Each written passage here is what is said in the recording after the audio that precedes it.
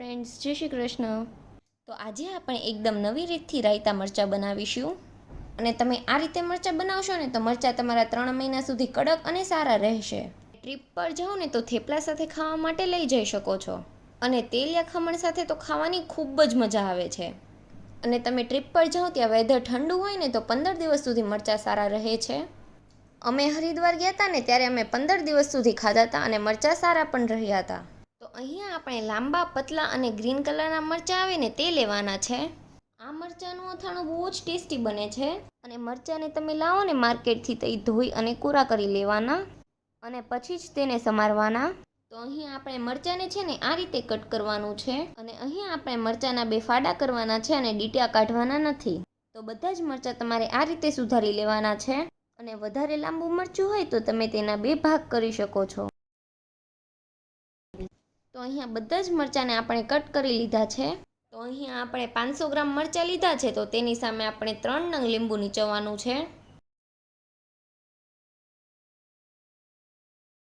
3 લીંબુ આપણે નીચવી લીધા છે. હવે તેમાં આપણે 2 ચમચી જેટલું મીઠું ઉમેરવાનું છે અને અડધી ચમચી જેટલી હળદર. તો બધું જ આપણે સારી રીતે મિક્સ કરી લેવાનું છે અને તેને આપણે ઢાંકીને 12 કલાક રહેવા દેવાનું છે. તો અમે અહીંયા તેને ઓવરનાઇટ રાખીએ છીએ. રાત્રે પલાળો ને તો સવારે તેને કાઢી લેવાના.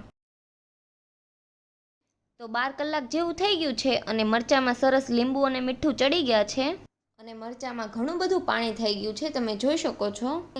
અને પછી મરચાંને આપણે આ રીતની જારી આવે ને તેમાં લઈ લેવાના છે. અને હવે તેની ઉપર આપણે તાજું પાણી નાખીને ધોઈ લેવાના છે. તો મરચાં આપણા ધોવાઈ ગયા છે તો 5-1 મિનિટ જેવું તેને આપણે નીતરવા દઈશું. અને હવે આપણે આ વઘાર કરવાની કળસી આવે ને તે લીધી છે. અને તેમાં આપણે 2 ચમચી જેટલું શીંગ તેલ નાખવાનું છે. તો ગમે એ અથાણું બનાવો ને તેમાં શીંગ તેલનો જ યુઝ કરવાનો, તેથી અથાણું આપણું સારું રહે છે. તો 500 ગ્રામ મરચાં હોય ને તો 2 ચમચી જ તેલ લેવાનું છે, વધારે નથી લેવાનું. તો તેલ આપણું ગરમ થઈ ગયું છે તો ગેસની ફ્લેમ આપણે બંધ કરી દેવાની છે. અને તેલને આપણે ઠંડુ થવા દેવાનું છે. તો 5-1 મિનિટ જેવું થઈ ગયું છે અને મરચાંમાંથી સારી રીતે પાણી પણ નીતરી ગયું છે. તો હવે તેને આપણે કપડા ઉપર લઈ લેવાના છે. તો અહીંયા આપણે કોટનનું જ કપડું લીધું છે, કેમ કે કોટનનું કપડું હોય ને તો પાણી ફટાફટ એબ્ઝોર્બ કરી લે. તો આ રીતે પોચા હાથે કપડાના મદદથી તેને કોરા કરી લેવાના છે. તો બધા જ મરચાં કોરા થઈ ગયા છે તો તેને ફરીથી બાઉલમાં લઈ લેવાના છે.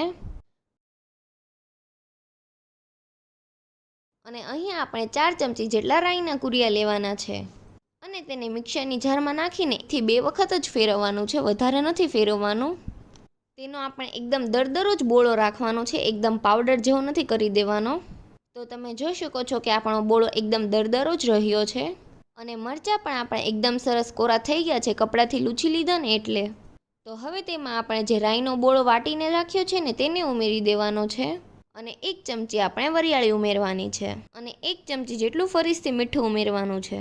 અથવા તો તમે તમારા ટેસ્ટ અકોર્ડિંગ પણ ઉમેરી શકો છો. પણ 1 ચમચી જેટલું મીઠું એકદમ પરફેક્ટ રહેશે. અને અડધું ફાડું આપણે લીંબુ નીચવી લેવાનું. અને લાસ્ટમાં આપણે જે 2 ચમચી જેટલું તેલ ગરમ કર્યું છે ને તેને ઉમેરી દેવાનું. અને તેલ જે આપણે ગરમ કર્યું હોય ને એ ઠંડુ થઈ જાય ને પછી જ ઉમેરવું. અને બધી જ વસ્તુ આપણે સારી રીતે મરચાંમાં મિક્સ કરી લેવાની છે. અને તમે જોઈ શકો છો કે રાઈનો બોળો આપણો મરચાંમાં એકદમ પરફેક્ટ જ થયો છે. તો આ બધું જ મેઝરમેન્ટ એકદમ પરફેક્ટ છે. તો આ મેઝરમેન્ટથી જ તમે રાયતા મરચાં બનાવજો. તો આ આપણા રાયતા મરચાં તૈયાર થઈ ગયા છે. તો આને તમે 1 દિવસ પછી ખાઓ ને તો ટેસ્ટ વધારે સારો આવે છે. અને તમારે રાયતા મરચાં ટ્રીપ પર લઈ જવા હોય ને તો એક આ રીતની ઝીપલોક બેગ આવે ને તેમાં ભરી લેવા. અમે આ રીતની ઝીપલોક બેગમાં ભરીને જ લઈ ગયા હતા. અને ઘરે તમે કાચની બરણીમાં પણ ભરી શકો છો. અને તેને 4 થી 5 દિવસ સુધી બહાર રાખી શકો છો, પછી 3 મહિના સુધી ફ્રીજમાં સ્ટોર કરવું. અને ઠંડુ વેધર હોય ને તો 10 દિવસ સુધી આ આથેલા મરચાં બહાર પણ સારા રહે છે. અને વધારે ગરમી હોય તો તેને ફ્રીજમાં જ સ્ટોર કરવા.